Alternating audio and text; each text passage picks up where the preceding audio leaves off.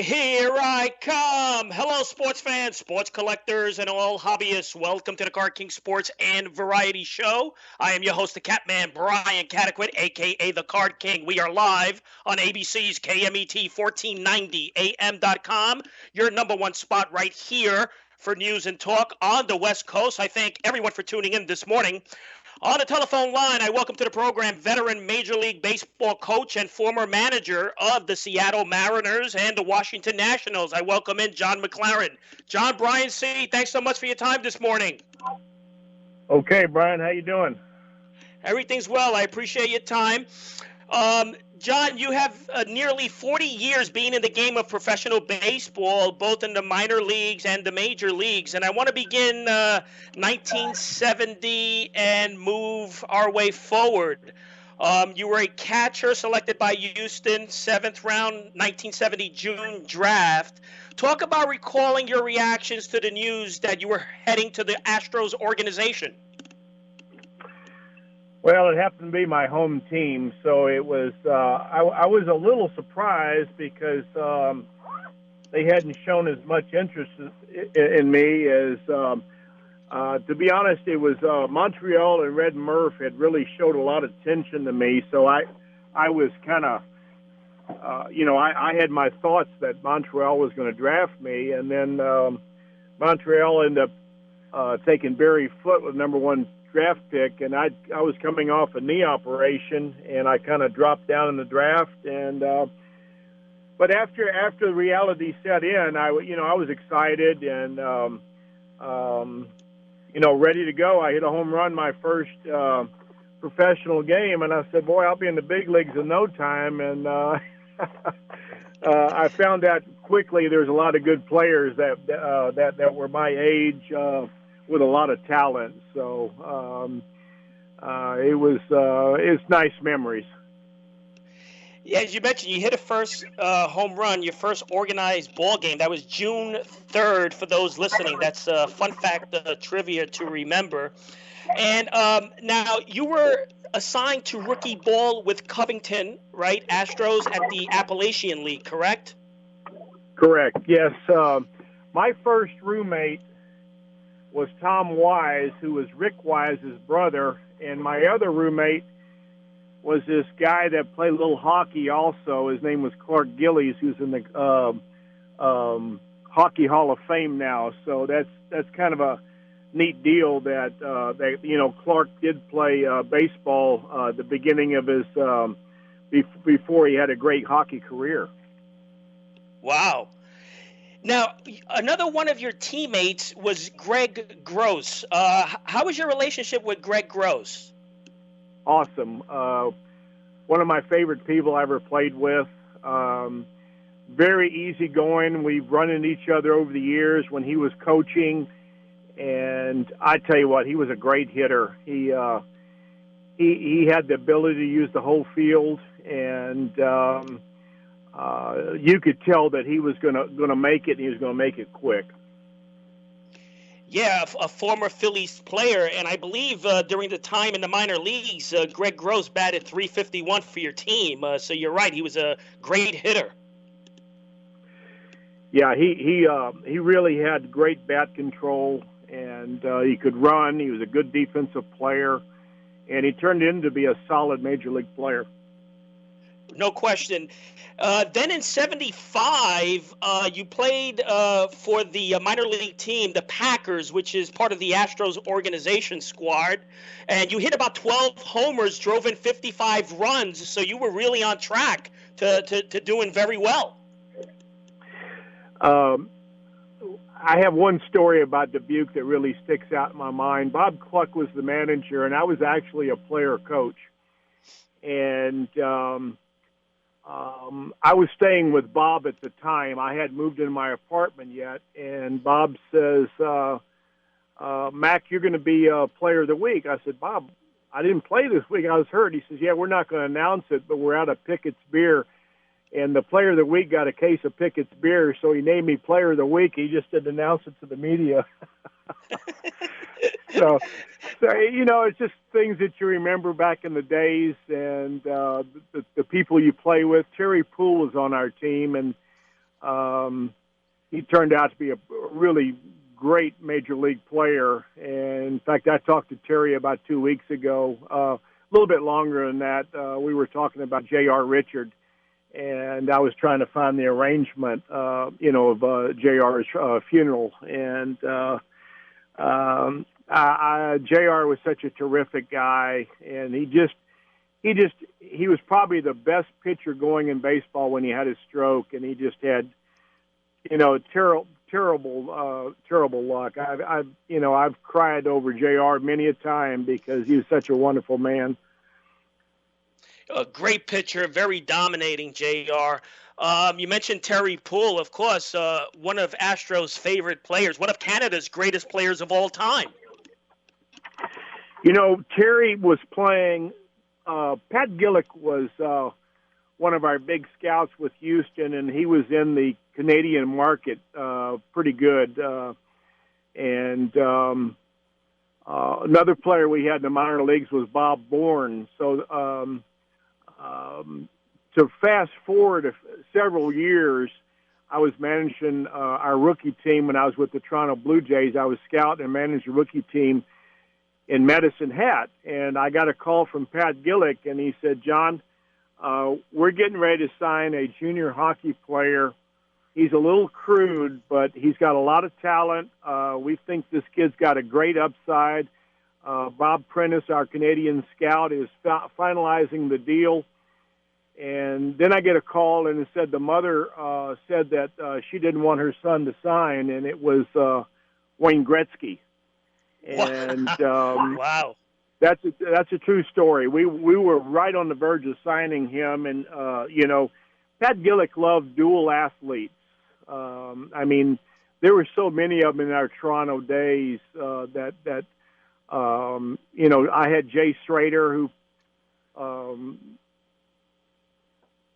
played for the Washington Redskins and the Oakland Raiders, and there were so many of them. Danny Ainge is another one.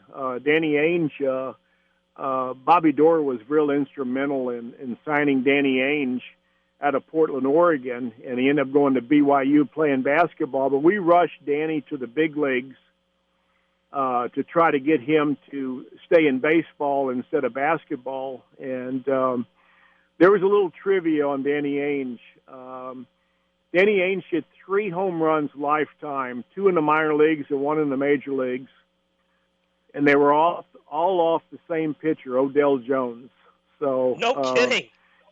Yeah, so that's kind of like little stories like that. You don't think of them, but they're kind of neat just for conversation's sake. We're talking with John McLaren, former Major League Baseball manager for the Mariners. John, reading your career, your bio, AAA year, when you were in the AAA, you began to change focus, from what I understand, from being a ball player to having an interest in coaching, right? Why the change of interest?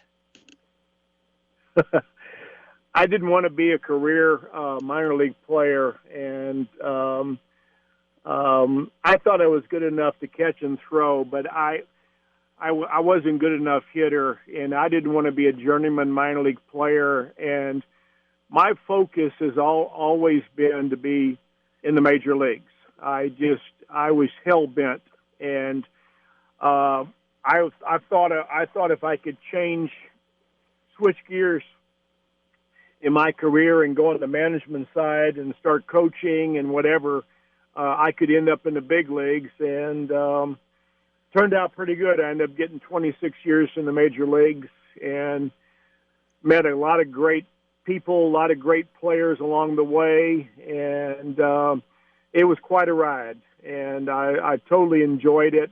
And the game has been my whole life. Yeah, you've been around some phenomenal talent, no question. 1982-83, your first managerial role with the Blue Jays organization, was that the Kingston Blue Jays?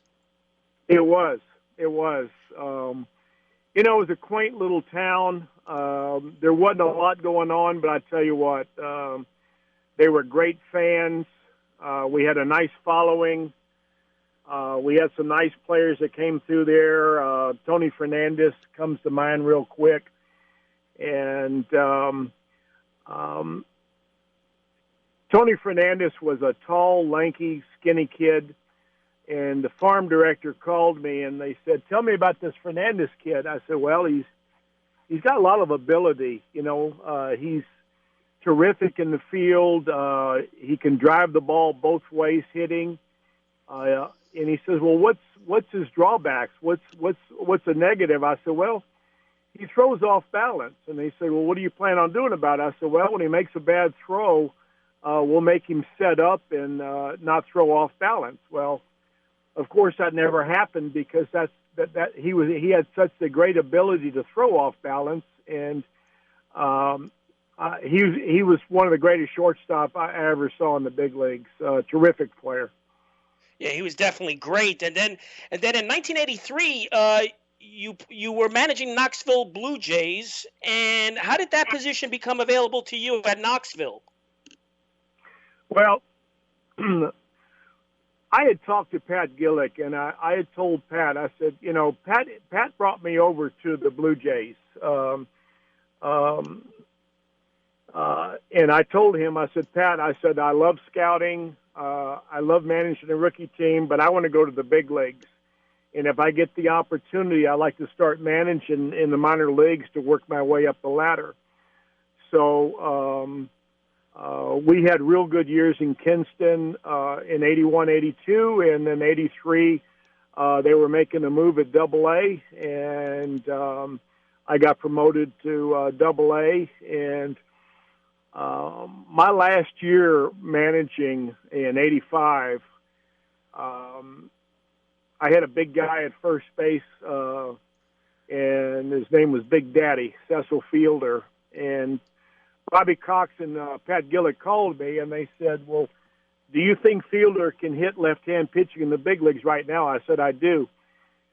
So I'll never forget this. I told Cecil that he was going to the big leagues, and to come to my apartment after he got his things ready, so we had everything in order. So he came over to my apartment. We lived in the same apartments in Knoxville.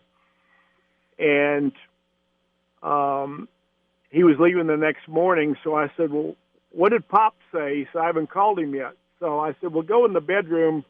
I only had one phone. It was in the bedroom. I said, go call your Pops and tell him you're going to the big leagues. And I can still hear Cecil say, "Pops, we made it. We're going to the big leagues." And it just made me just get goosebumps all over hearing him tell his dad that.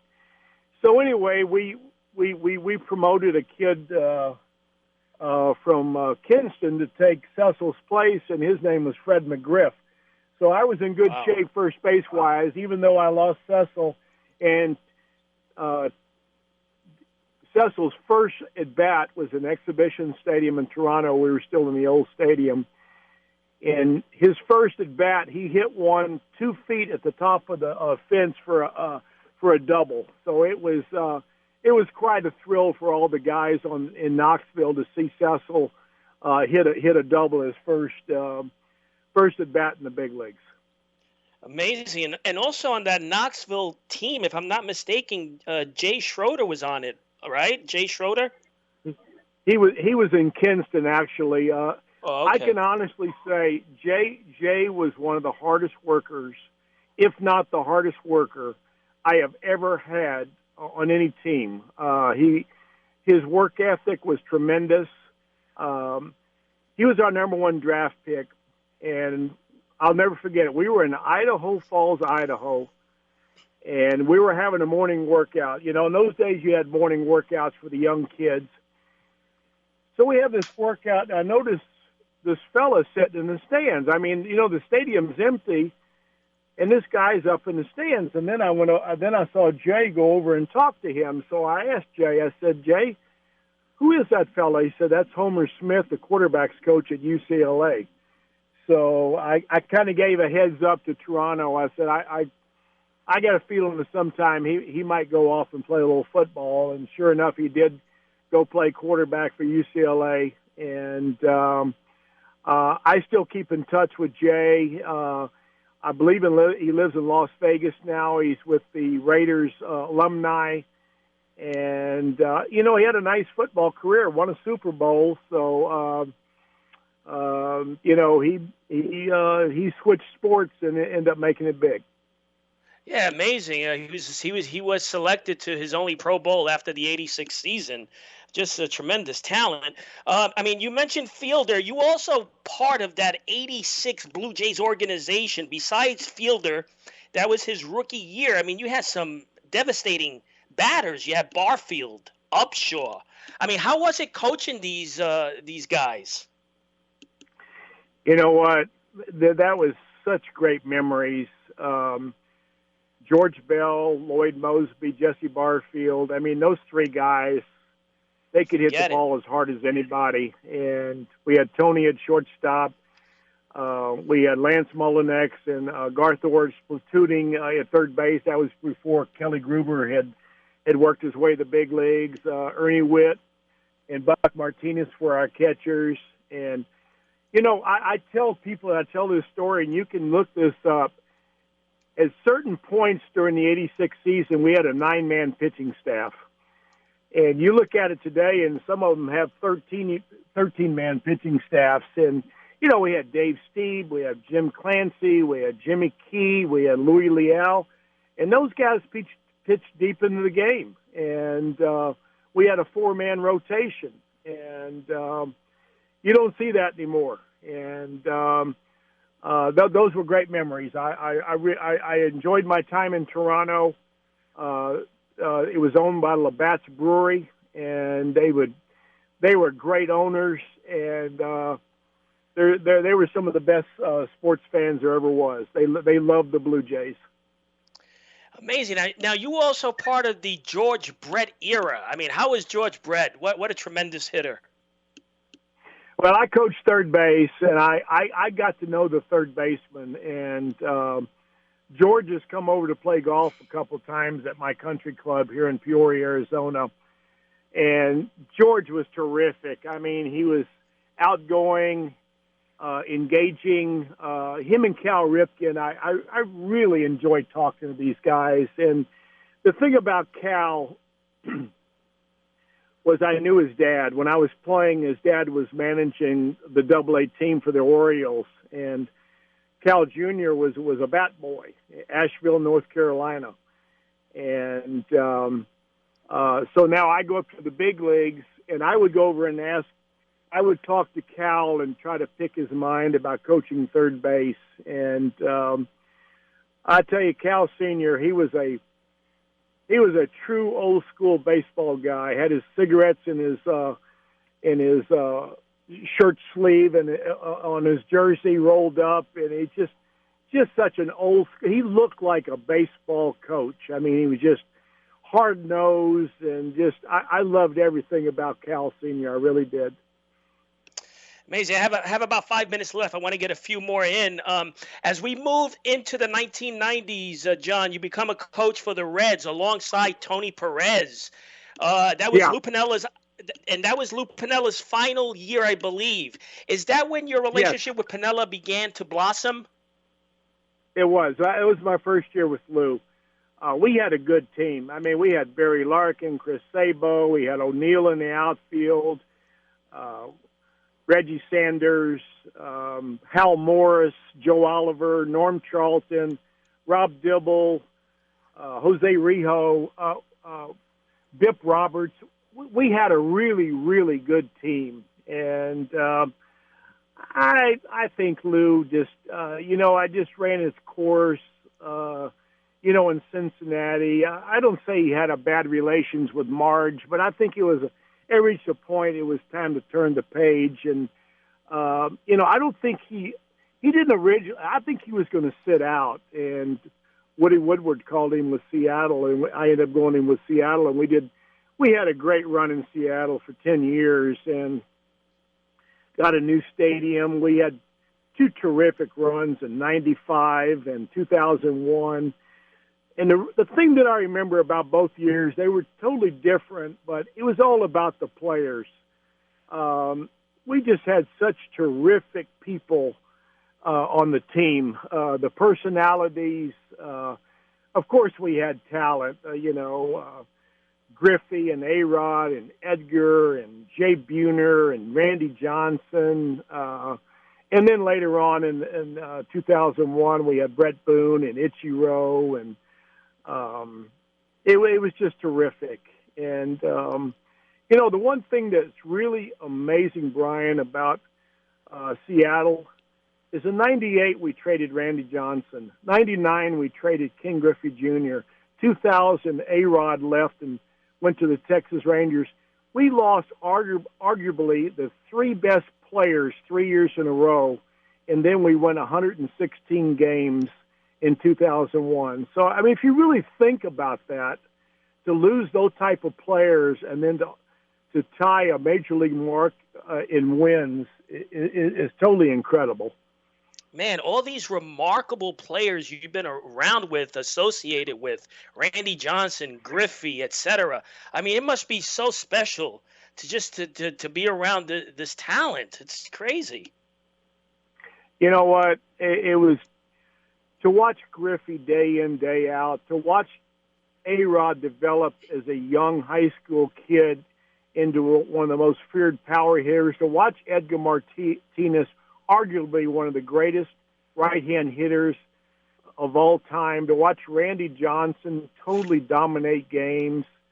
I was with Roger Clemens in 91 in Boston, to watch the athleticism of Barry Larkin. I was just so fortunate just to be around these type of guys and just to watch them, day in, day out, the way they're prepared, just the great teammates they were. I want to say this.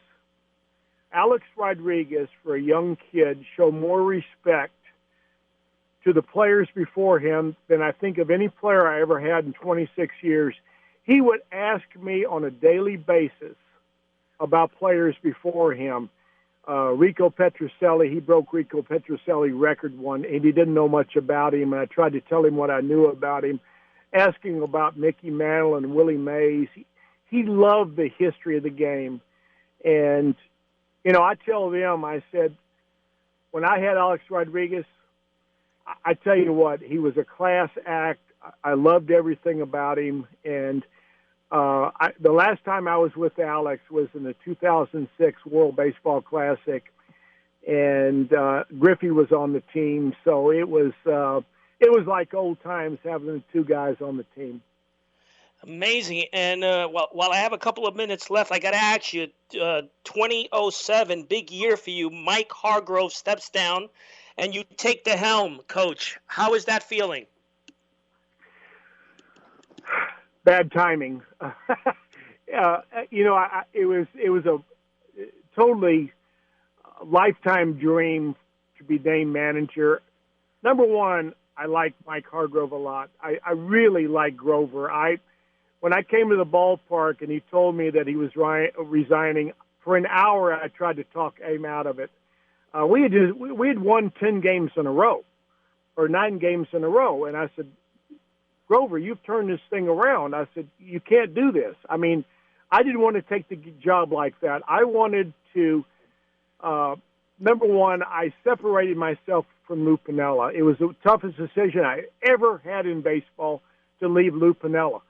But a lot of baseball people told me, you need to separate yourself from Lou. You're both connected at the hip. You need to go out on your own. So that's why I went back to Seattle. I could have gone to Chicago with him. It really bothered me for a while because I love Lou Piniella. I absolutely love Lou Piniella. Love everything about him.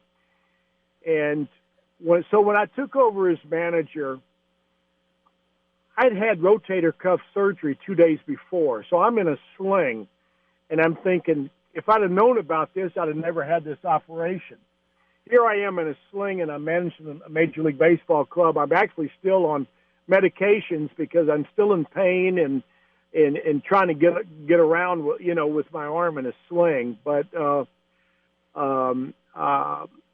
was happy for my opportunity. Things worked out great. we would have made the playoff in 2007 if we'd have had today's playoff system. We go into 2008 with high expectation, and it was the perfect storm. We had guys that got hurt. We had guys underachieving. We had guys that careers were finished, and it just didn't work out. And I always wanted, to bring some kind of championship to Seattle because those fans were over the top great. I mean, they're in contention right now. I'm pulling for them. Those fans deserve to get back in the playoffs. So they've done a great job up there. And like I said, I'm pulling for them all the way. And they're telling me I have 1 minute left, but I want to quickly mention that when you took over in 2007, you led the Mariners to 43 wins in 84 starts. That's not shabby. We had a good team. One thing that we missed in 2008 is Jose Guillen signed a 3-year contract in Kansas City, and he was a big part of our team in 2007, and we just couldn't replace him. And like I said, my time in Seattle is special. My time in Toronto was so special. Boston, Cincinnati. I love Philadelphia the 2 years I was there, the 2 years in Washington. 3 of the best years I ever had in baseball was in Tampa Bay. So, like I said, I've had a great run. These last 2 years, I've coached in the Texas Collegiate League down in San Antonio. Had a wonderful time with these college kids. I'm involved with the WBSC, the World Baseball Softball Confederation, a world coaching setup, and I'm looking forward to working with them and teaching coaches, help them coaching going forward. So everything's good in my life. There's no question you had a great, solid career, Coach, and I want to thank you for your time this morning. Well, I enjoyed it, Brian, and best of luck. Thanks so much for having me on. Our pleasure. Take care. That was the legendary coach and former Seattle Mariners manager, Washington Nationals manager, John McLaren. Thank you, John. Until next week, happy collecting to all.